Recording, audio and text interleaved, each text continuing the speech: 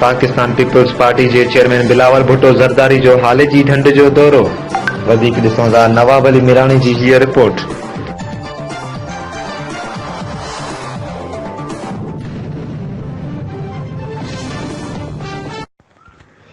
नाज़रीन हिकिड़ी अहम ख़बर जो हालात पाकिस्तान पीपल्स पार्टी जे चेयरमैन बिलावल भुट्टो ज़रदारी जो हाल जी ढंढ जो दौरो। परदेसी पखियुनि खे मिलंदड़ खुराक ऐं सहूलियतुनि जो जाइज़ो वरितो वियो। ढंढ जी बहाली थी चुकी आहे। 3 महीना अॻु ढंढ में ताज़ो पाणी छॾियो वियो आहे।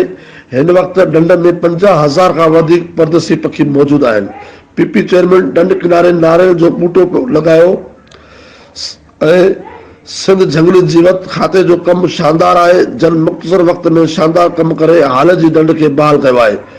बिलावल भुट्टो ज़रदारी जंगली जीवत लाइ सभ खां महफ़ूज़ पनाहगाह हाल जी ढंढ आहे जिते परदेसी पखी अचनि था। पीपी चेयरमैन हाल जी ढंढ समेत पूरे सिंध में ढंढनि जी बहाली लाइ कमु हलंदड़ आहे। मीर बेगुल ख़ान महर हाल जी ढंढ में पखियुनि सां गॾोगॾु वाङुनि जो बि वॾो तादाद मौजूदु आहे।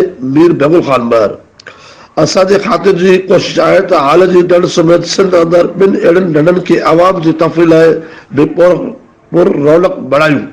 मीर बेगुल ख़ान महर हाल जी ढंढ जी दौरे दौरान पीपी चेयरमैन सां गॾु सिंध जे वॾे वज़ीर सैयद मुराद अली शाह, सूबाई वज़ीर सैयद नासिर हुसैन शाह ऐं मीर बेगुल ख़ान महर ऐं खाते जे कन्वीनर जावेद महर ख़ुसूसी तौर शिरकत कई।